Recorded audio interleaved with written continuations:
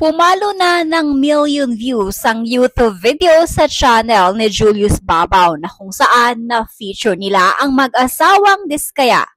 Kung si Corina Sanchez binura ang interview nito sa Diskaya, ang kay Julius naman na natili pa din sa kanyang channel.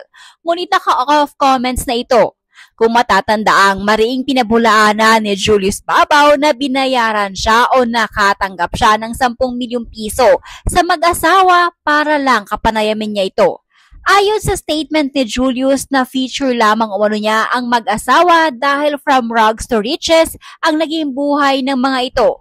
Samantala, dahil sa patuloy na maingay ang issue ni Julius, usap-usap pa naman ngayon ang post nito sa kanyang social media na kung saan nagpapasalamat ito sa kanyang mga kaibigan. Ayon kay Julius ay alam na umano niya ngayon kung sino ang kanyang masasabing tunay na kaibigan. Tila konektado ang post nito sa issue niya. Marami kasing bumatikos at mga nasabi ang publiko at inaakusahan na siya at si Corina dahil sa controversial na post ni Mayor Vico Sotto.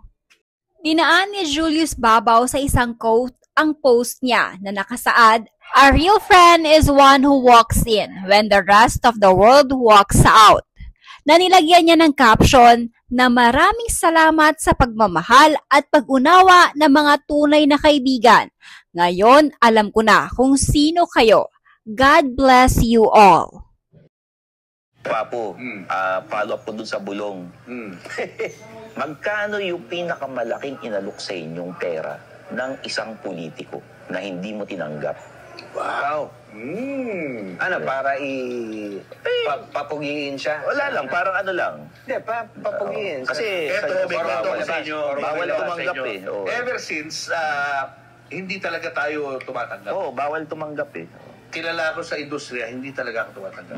Tsaka mayaman ka naman. Oo nga, mayaman ka na eh. Hindi mo kailangan. Even bago tayo nagkaroon ng magandang buhay. Lilinaw ko lang kami po ni Stanley ay tumatanggap.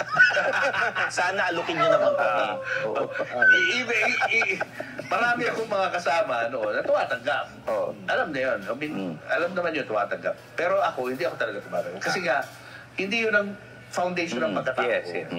Even when I was just starting out as a production assistant, I was covering a trial. Dahil inassign ako ng boss ko doon. And then, may isang taga-PR yata yun, lumapit sa akin. Sir, ito po. Ano to? Sabi ko nun. Ano yan? Galing po sa boss ko na kinover niya. So, syempre, basta newbie. Sa pagkabalitan, hindi nervous ako. Kinabahan ako. Tawag ako doon sa boss ko, si Ding Gahilonia. Sir Ding, anong gagawin ko? Binigyan mo ako ng perang ganito. Sabi ni Sir Ding sa akin, ibalik mo yan. Sabi niya, hindi tama yan, ibalik mo yan sa kanila. Binalik ko. Pagkabalik ko doon sa PR, hindi ko kami tumatanggap ng ganito. Paghawak niya ng pera, nakangiti. Thank you, Sabi niya, gano'n. Sa kanya na mapupunta. So, ang lungkot ko, kasi baka nilagay ito sa ni-receive ko yung pera, pero actually kanya na. Gano'n. So, marami akong gano'n na mga experience na alokan ako ng ganyan. Pero, Magkano yung pinakamalaking inalok sa inyo? wala akong matanda na malaki. Mga lang, 30K, mga gano'n, 100K, mga gano'n. Bulong. Pero yung super laki na, million, wala. Hindi na ako umabot sa gano'n kasi hindi na talaga, hindi na sila nag-a-attempt. Kasi alam nila tatanggihan ko rin. Bulong. O maganda yung bulong ko sa'yo, matindi yung bulong ko sa'yo, Yung